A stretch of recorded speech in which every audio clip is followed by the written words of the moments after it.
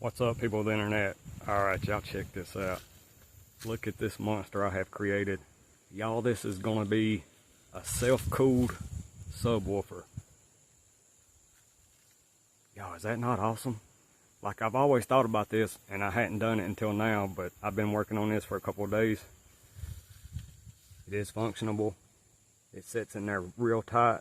This is opened up, the bottom's closed, opened up. This tube's closed at the top, then there's a hole. Y'all, this is so awesome. I can't wait to try it. I don't have the speaker screwed down, or I was just test fitting it. Thought I'd share it with y'all. Self-cooled subwoofer. Another one of my harebrained ideas. I think this one's gonna be awesome.